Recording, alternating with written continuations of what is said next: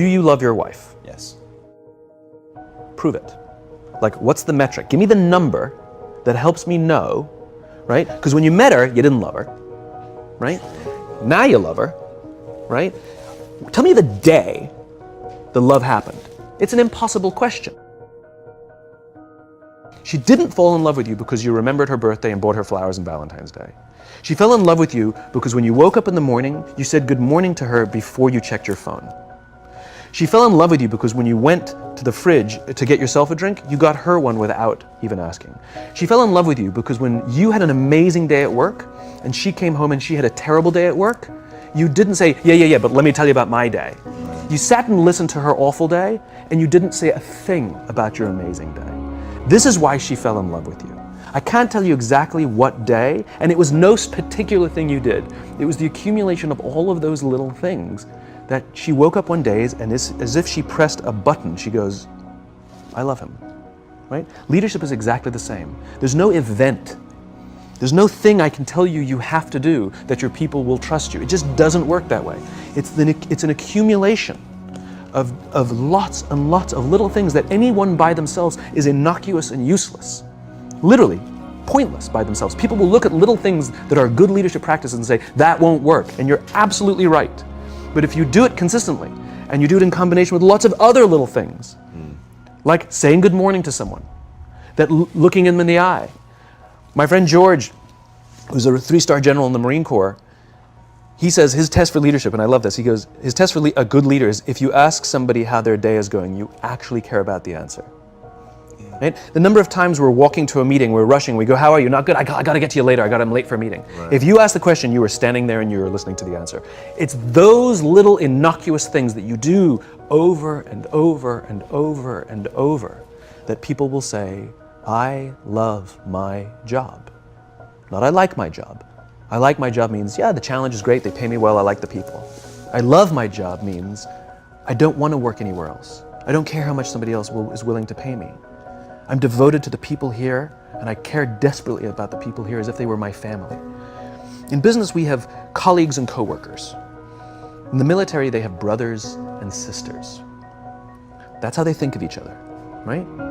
If you really have a strong corporate culture, the people will think of each other like brothers and sisters. It's like a family, right? No, brothers and sisters. Deep love. Fight, but the love doesn't go away. Right? Bicker, the love doesn't go away. And I'll fight with my sister, but if you threaten my sister, you're gonna have to deal with me. Right. Right? We'll fight internally, we'll bicker with each other, but nobody's gonna hurt each other, and if anything from the outside shows up, you're looking at a unified front. Brothers and sisters.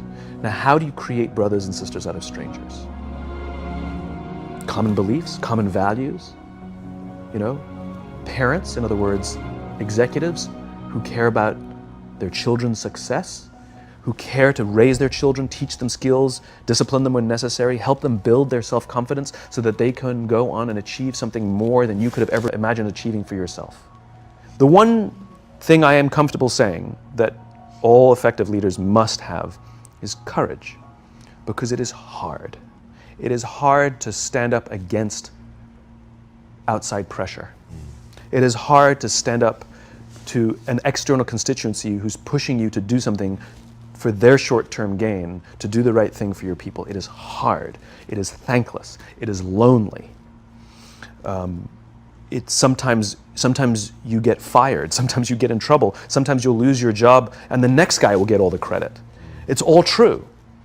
And the courage to do the right thing in the face of overwhelming pressure, only the best leaders have that courage. Only the best leaders. And here's the folly. Courage is not some deep internal fortitude. You don't dig down deep and find the courage, right? It just doesn't exist. Courage is external. Our courage comes from the support we feel from others. In other words, when you feel that someone has your back, when you know that the day that you admit you can't do it, someone will be there and say, I got you. You can do this. That's what gives you the courage to do the difficult thing. It's not going off to an ashram by yourself somewhere for 4 weeks and coming back and finding the courage. It's not what happens.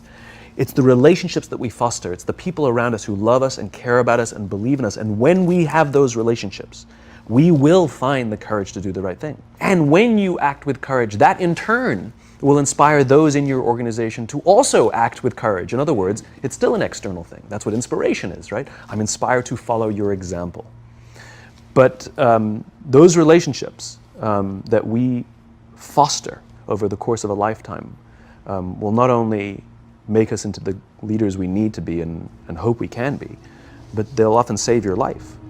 They'll save you from depression, they'll save you from giving up, they'll save you from any matter of negative feelings about your own capabilities, your own future. When someone just says, I love you, and I will follow you no matter what.